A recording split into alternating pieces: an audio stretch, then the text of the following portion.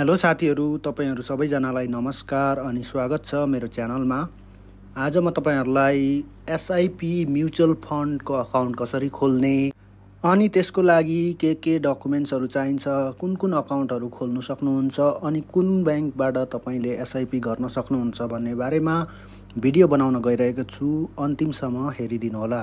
यो मैले सिद्धार्थ बैंकको अकाउन्ट खोलेको छु।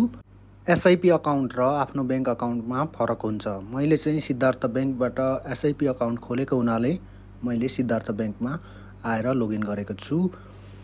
र यसको लागि तपाईहरुले एसआईपी मा क्लिक गर्न सक्नुहुन्छ। यहाँनिर तपाईको एसआईपी रजिस्ट्रेसन, पेमेन्ट, तपाईको स्टेटमेन्ट सबै देखाएको छ। मैले अकाउन्ट खोलेर लगानी गर्न थालेको 2 महिना भएको छ र म 2 महिनाको तपाईहरुलाई यहाँनिर स्टेटमेन्ट देखाउन गइरहेको छु। सुरुमा मैले 12,000 देखि स्टार्ट गरेको थिएँ र त्यसलाई बदलेर मैले महिनाको 20,000 मा गरेको छु।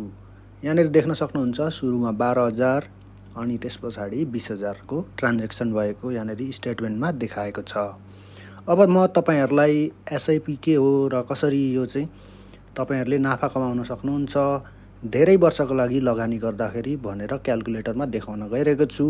यहाँनिर मैले सिद्धार्थ बैंक अनि नोबेल बैंकको क्याल्कुलेटर युज गरेको छु। यहाँनिर चाहिँ तपाई मन्थली, क्वार्टरली अथवा इयरली तपाई सिलेक्ट गरेर इन्भेस्ट गर्न सक्नुहुनेछ। अनि एक्सपेक्टेड एनुअल रिटर्न भनेर देखाएको छ यहाँनिर 15%, जुन चाहिँ तपाईको एक्सपेक्टेड हो। 15 देखि माथि जान पनि सक्छ र 15 भन्दा कम हुन पनि सक्छ है। अनि तपाईहरुले जति धेरै वर्षको लागि लगानी गर्नुहुन्छ त्यति नै धेरै पैसा आउने गर्छ, किनकि यो एसआईपी जुन हुन्छ त्यो चाहिँ तपाईको ब्याज बढ्दै बढ्दै त्यो पनि साउमा कन्भर्ट हुँदै जाँदै त्यसैको ब्याज फेरि थपिँदै जान्छ। यो चाहिँ सिद्धार्थ बैंकको एउटा एक्जाम्पल हो। तपाईले 5,000 महिनाको र 15 वर्षको लागि 15% को ब्याज दरले गर्नुभयो भने 9 लाख रुपैयाँ इन्भेस्ट गर्नुहुन्छ र 33 लाख रुपैयाँ तपाईको टोटल हुन्छ।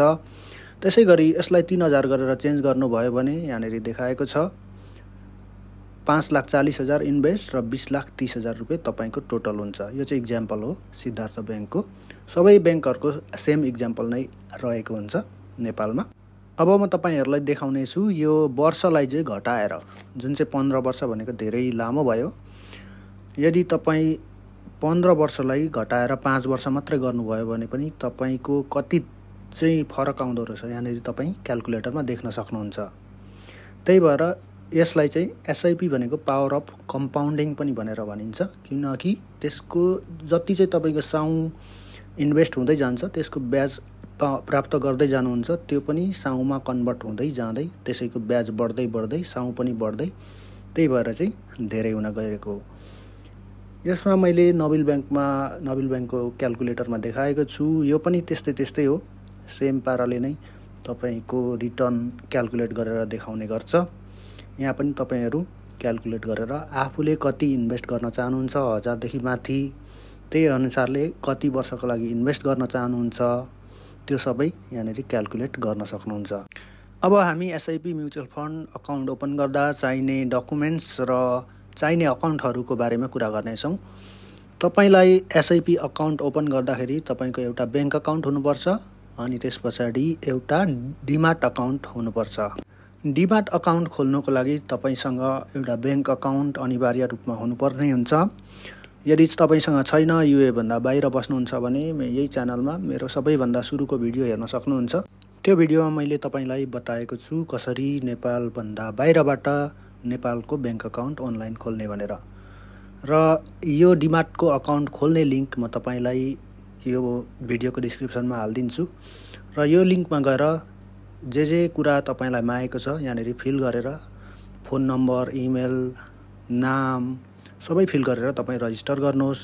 रजिस्टर गरिसकेपछि तपाईलाई एउटा फोटो, पासपोर्ट साइजको फोटो माग्छ, नागरिकताको अगाडि पछाडिको फोटो माग्छ, तपाईको बाजेको, आमाको, बाउको सबैको नामहरु फिल गरिसकेपछि तपाई सबमिटमा क्लिक गर्नुहोला। सबमिटमा क्लिक गरिसकेपछि तपाईलाई एउटा अप्सन आउनेछ भिडियो कल बुकिङ भनेर। त्यो भिडियो कल बुकिङ गरेर चाहिँ तपाईले आफ्नो भेरिफिकेसन गर्न सक्नुहुन्छ। त्यसपछि तपाईले एसआईपी रजिस्ट्रेसनको लागि यो पेजमा आउनुपर्ने हुन्छ। त्यस पछाडि यहाँनिर सोधिएको हरेक कुराहरू तपाईँले एन्सर गर्नुपर्ने हुन्छ, फिल गर्नुपर्ने हुन्छ। यहाँनिर यो केवाइसीको यो डिमार्टको अकाउन्ट पनि हाल्नुपर्ने हुन्छ, जुन चाहिँ तपाईँले इमेलमा प्राप्त गर्न सक्नुहुनेछ।